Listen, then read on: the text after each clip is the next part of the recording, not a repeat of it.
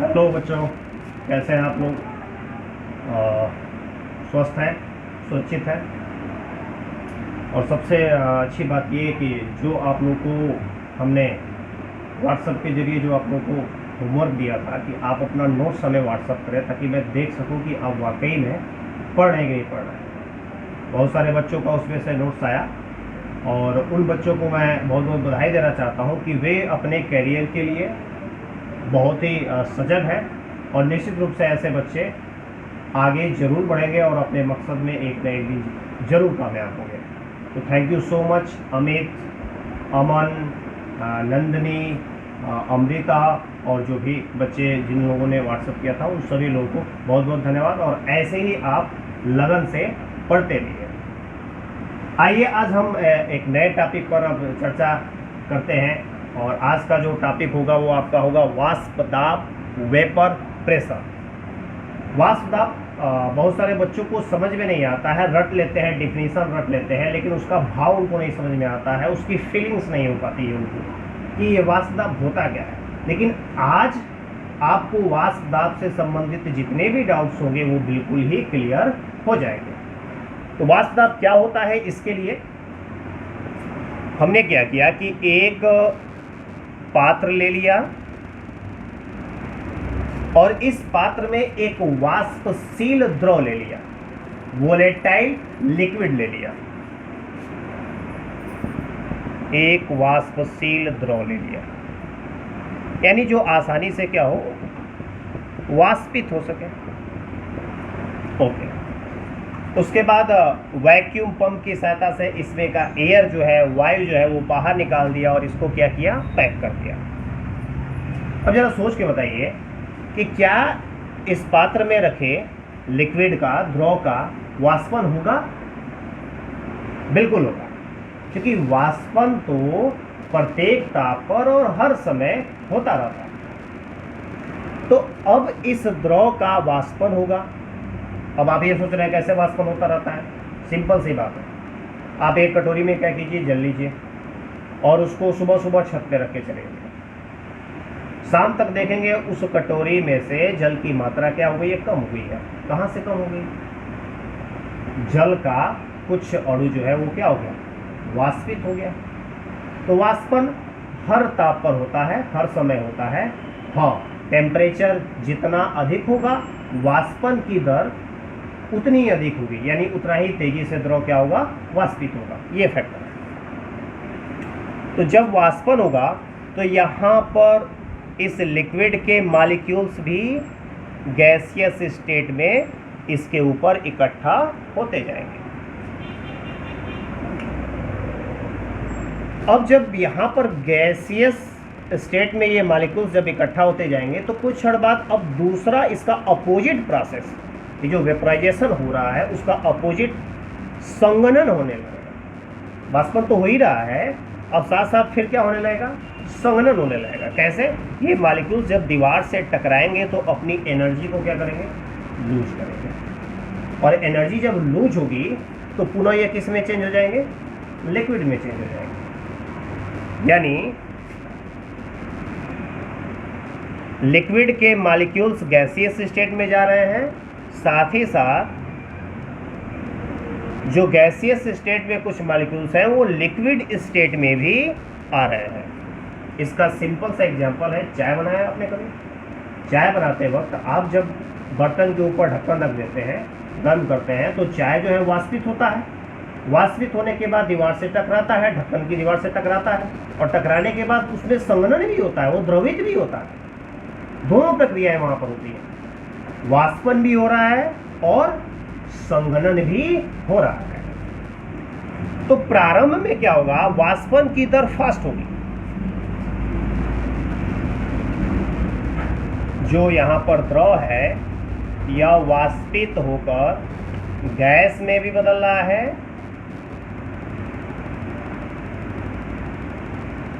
और संघनित होकर द्रव में भी बदल रहा है। द्रव का वाष्पन हो रहा है तो गैस बन रहा है, गैस का संघनन हो रहा है तो द्रव बन रहा है। ठीक है, प्रारंभ में किसकी दर अधिक होगी, वाष्पन की दर प्रारंभ में क्या होगी, अधिक होगी। लेकिन समय के साथ साथ वाष्पन की दर घटने लगेगी और संघनन की दर क्या होगी, बढ़ने लगेगी। एक समय ऐसा आएगा कि वाष्पन की दर और संघनन की दर, दोनों की दरें आपस में क्या हो जाएंगी, बराबर हो जाएंगी। यानी अब इस लिक्विड का कंसंट्रेशन और इस गैसियस मॉलिक्यूल्स का कंसंट्रेशन क्या हो जाएगा, कांस्टेंट हो जाएगा। इस अवस्था को हम क्या कहते हैं, क्या कहते हैं, जब आपका अग्रभ क्रिया का वेग और पश्चात क्रिया का वेग दोनों क्या हो जाए, बराबर हो जाए, तो क्या कहते हैं इस अवस्था को, बिल्कुल सही, साम्यावस्था, इक्विलिब्रियम। क्या आ जाए, साम्यावस्था आ जाए, इक्विलिब्रियम आ जाए।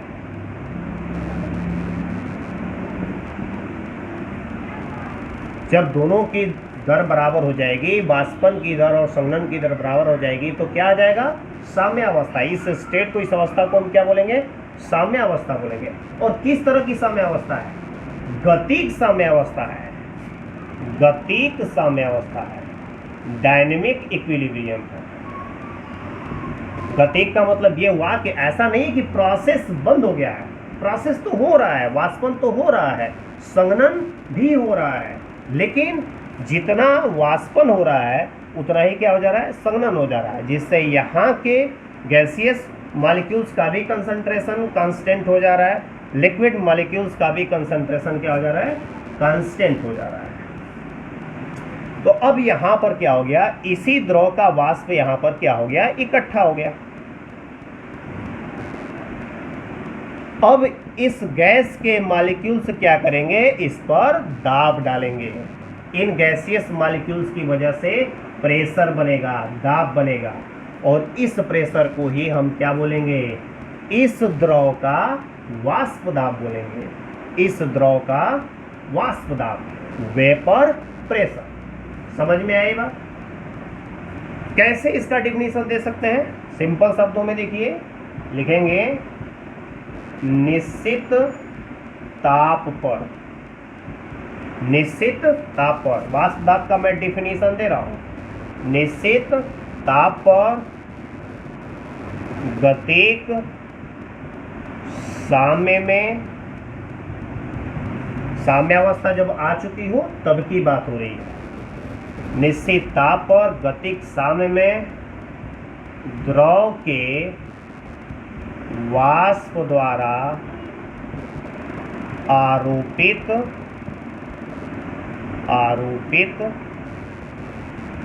दाब को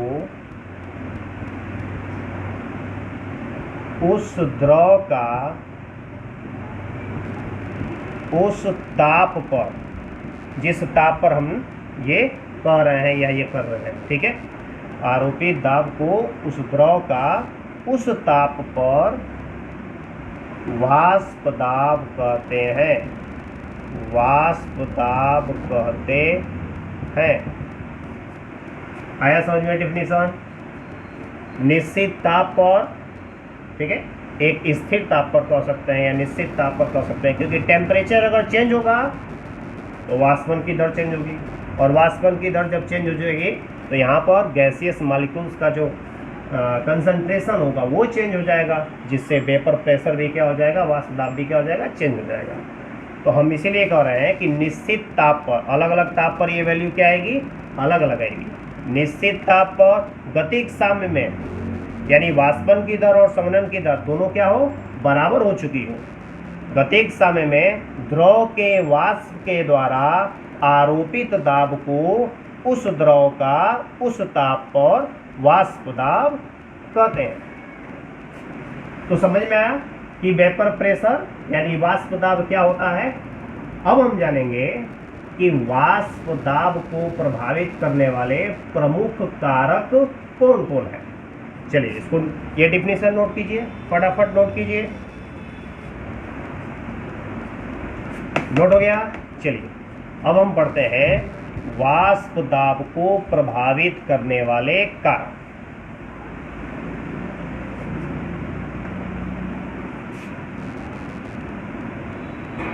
वाष्प दाब को प्रभावित करने वाले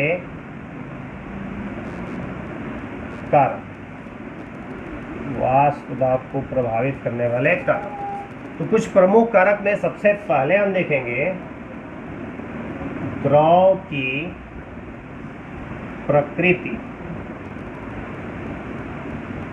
नेचर ऑफ लिक्विड।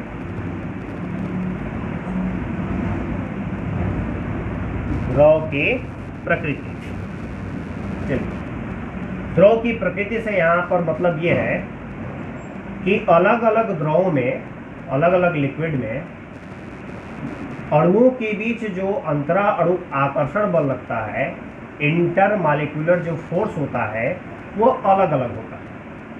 एग्जाम्पल के तौर पर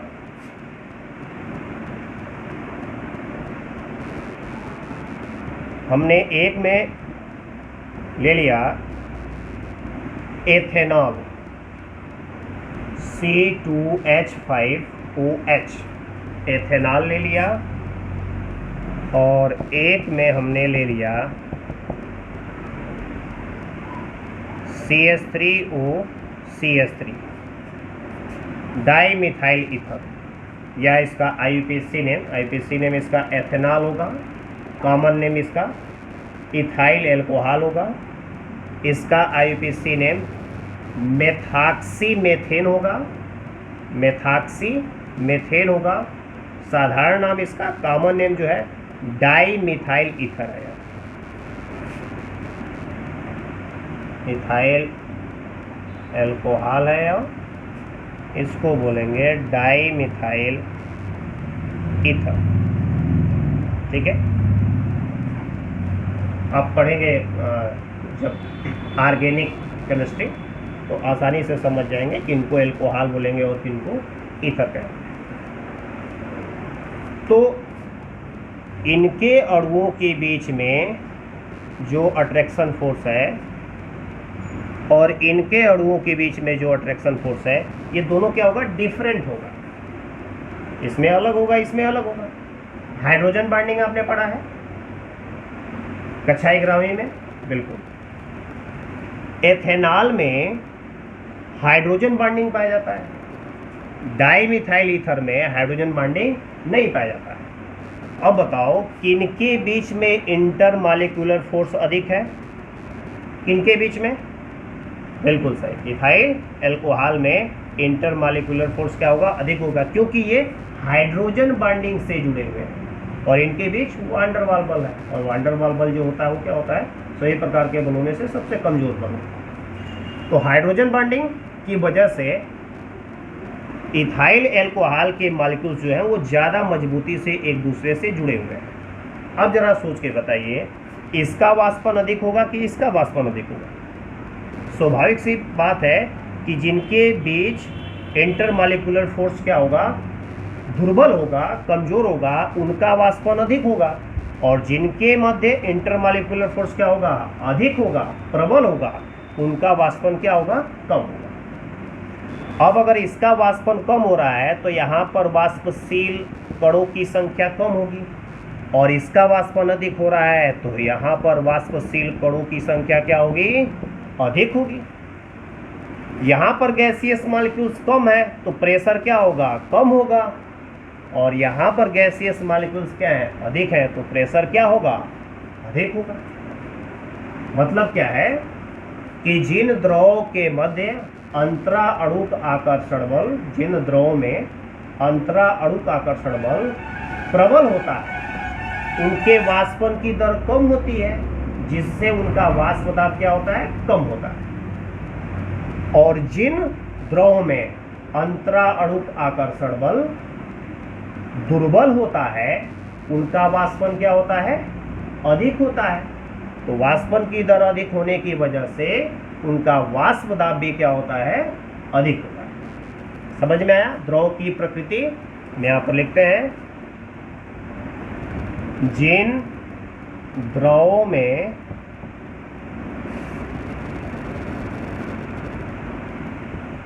अणुओं के मध्य अंतरा अणुक आकर्षण बल प्रबल होता है उनके वाष्पन की दर कम होती है। फलस्वरूप वाष्प दाब भी वेपर प्रेशर भी कम होता है। ठीक है। और जिन द्रव में अणुओं के मध्य अंतराअणुक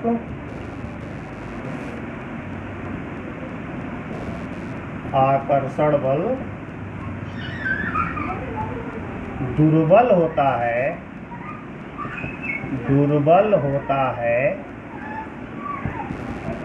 उनके वाष्पन की दर क्या होगी?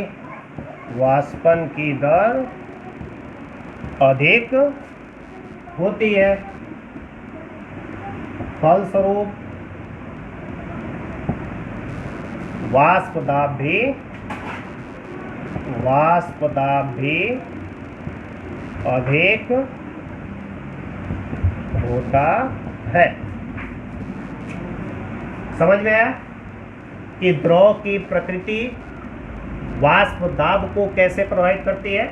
जैसे एग्जाम्पल के तौर पर पूछा जाए कि इथाइल अल्कोहल, देखिए दोनों का अणु सूत्र एक समान है, C2H6O। देखिए इसमें भी 2 कार्बन 6 हाइड्रोजन और 1 ऑक्सीजन, 2 कार्बन 6 हाइड्रोजन और 1 ऑक्सीजन।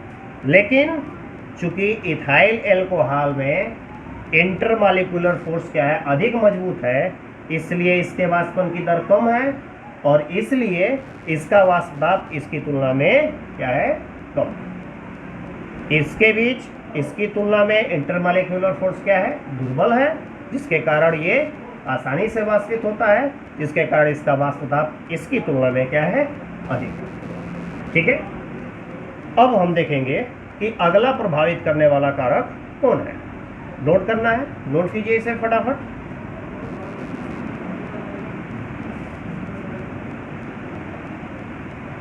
नोट हो गया? चलिए, अगला जो वाष्प दाब को प्रभावित करने वाला कारक है वो है ताप, टेम्परेचर।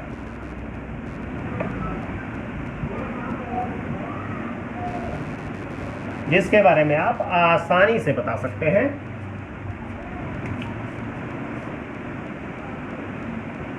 ताप, टेम्परेचर।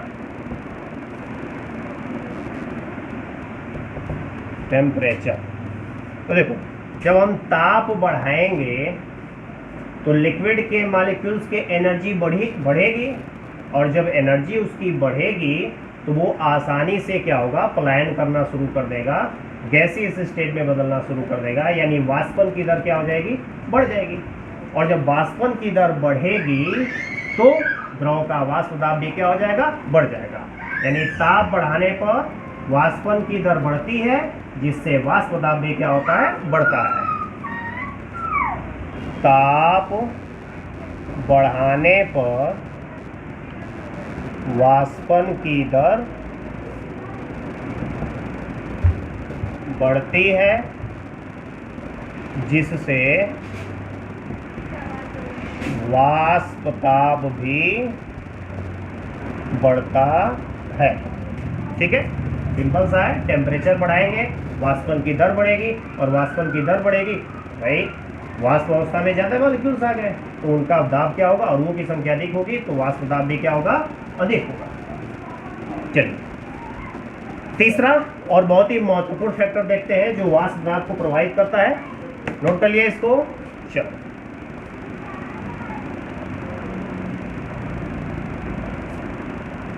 तीसरा बहुत ही महत्वपूर्ण, अवाष्पशील पदार्थों की उपस्थिति। अवाष्पशील पदार्थों की उपस्थिति। Presence of non volatile solute विलेय। ठीक है, क्या है इसका मतलब ये है कि अगर हम एक वाष्पशील द्रव लिए और उसमें कोई एक अवाष्पशील विलेय पदार्थ मिला दें, यानी उसकी उपस्थिति हो जाए, तो वाष्प दाब पर क्या प्रभाव पड़ेगा। चलिए, इसके लिए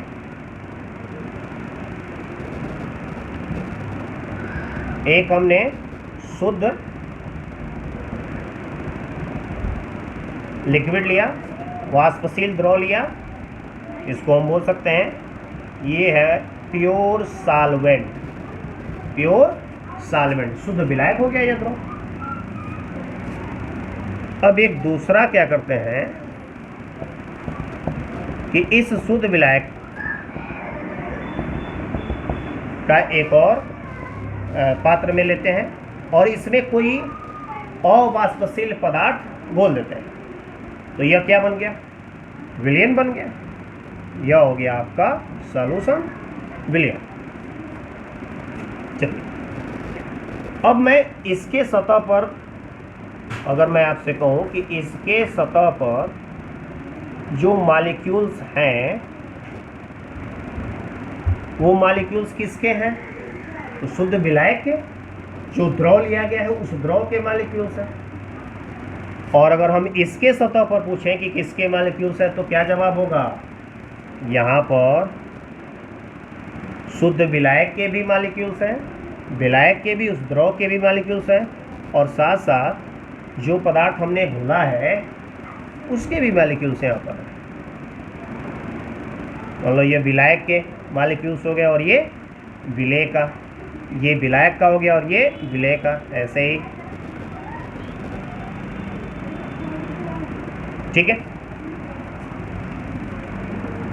अब यहां पर सतह पर जितने भी मॉलिक्यूल्स हैं सब में वाष्पशीलता का गुण है, और यहां पर जो विलायक के मॉलिक्यूल्स है सिर्फ उनमें वाष्पशीलता का गुण है, लेकिन जो विलेय पदार्थ है उसके अणुओं में वाष्पशीलता का गुण नहीं। तो हम ये भी जानते हैं कि वाष्पन की दर सतह के क्षेत्रफल पर निर्भर करती है। सतह का क्षेत्रफल जितना ही अधिक होगा, पृष्ठीय क्षेत्रफल जितना ही अधिक होगा, वाष्पन की दर क्या होगी, उतनी ही अधिक होगी। जैसे अगर हम एक गिलास पानी लें और उसे गिलास में ही रखें और उतने ही पानी को हम क्या करें, एक थाली में रख दें और दोनों को छत पे रख दें, तो कौन तेजी से वाष्पित हो जाएगा, थाली में रखा हुआ जल तेजी से वाष्पित होगा, क्योंकि उसका पृष्ठीय क्षेत्रफल, उसके सतह का जो क्षेत्रफल है वो क्या है, अधिक है, जबकि गिलास में रखे पानी के सतह का क्षेत्रफल क्या है, कम।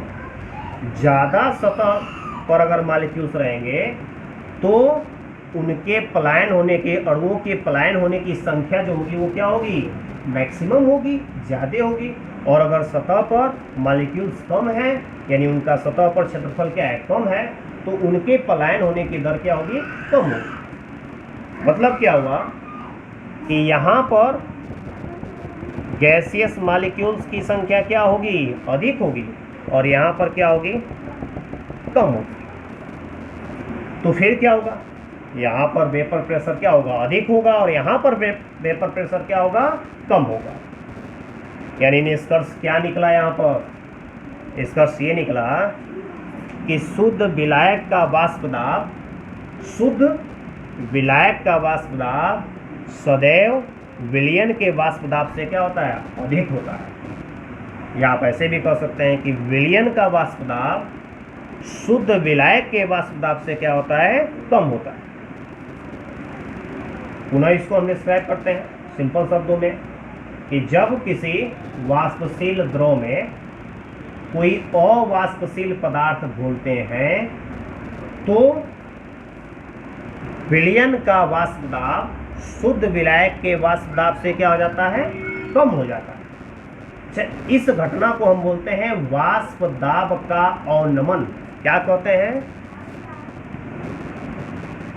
वाष्प दाब का अवनमन। अवनमन का मतलब क्या है, घटना, कम होना, वाष्प दाब का अवनमन।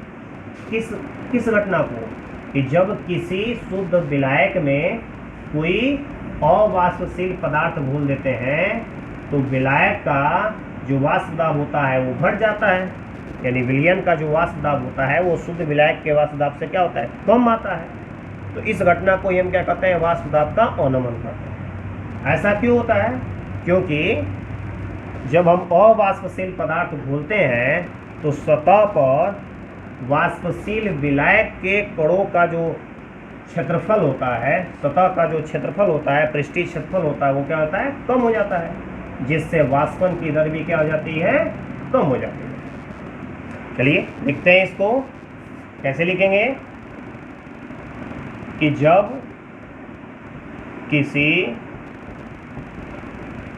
वाष्पशील द्रव में कोई अवाष्पशील पदार्थ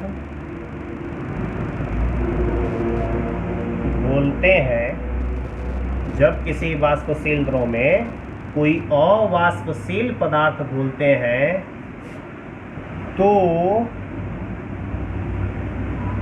विलयन का वाष्प दाब शुद्ध विलायक के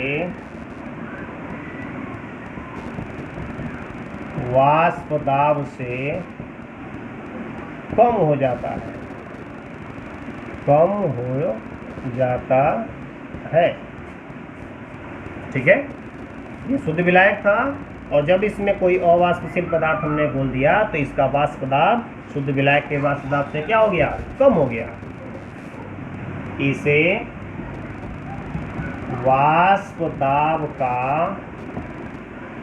अवनमन कहते हैं। क्या कहते हैं इसे, वाष्प दाब का अवनमन कहते हैं। आगे हम लोग पढ़ेंगे, कोलिगेटिव प्रॉपर्टीज पढ़ेंगे, उसमें सबसे पहले इसी को पढ़ेंगे, वाष्प दाब का अवनमन। इसके बारे में डिटेल में पढ़ेंगे हम लोग। चलिए कैसे होता है यह, जब अवाष्पशील पदार्थ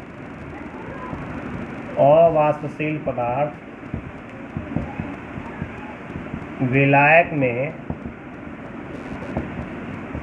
घोलते हैं तब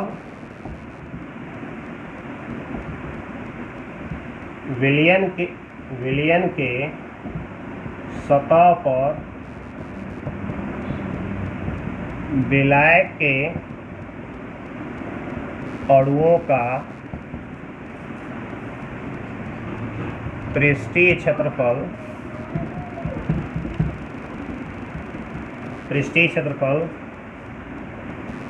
कम हो जाता है, जिससे वाष्पन की दर घट जाती है, या कम हो जाती है।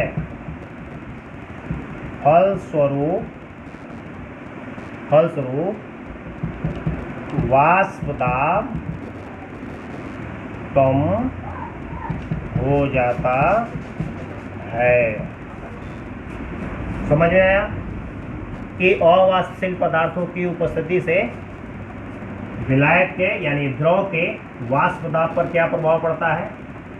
तो ये था वाष्प दाब और वाष्प दाब को प्रभावित करने वाले कुछ प्रमुख कारक। इसमें हमने बताया नेचर ऑफ लिक्विड, हमने बताया टेम्परेचर, और हमने लास्ट में बताया कि प्रेजेंस ऑफ और नॉन वोलेटाइल सॉल्यूट और वाष्पशील विलेय पदार्थ की उपस्थिति। तो होप आप लोगों को ये लेक्चर बहुत ही शानदार तरीके से समझ में आया होगा। अगला लेक्चर हम लेकर आएंगे कोलिगेटिव प्रॉपर्टीज़ को लेकर, और उसमें सबसे पहले पढ़ेंगे वाष्प दाब का अनुमान।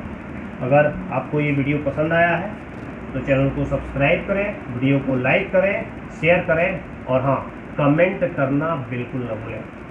आप कमेंट करेंगे, मुझे पता चलेगा कि आप देख रहे हैं, और उससे आप कितना प्रभावित हुए हैं ये भी पता चलेगा, और आपके ऊपर जो प्रभाव पड़ेगा उससे हमारा भी एनर्जी लेवल क्या करेगा, इंक्रीज करेगा, और हम ऐसे ऐसे वीडियो लगातार आपके लिए बनाते रहेंगे। तो thank you so much, wish you all the best.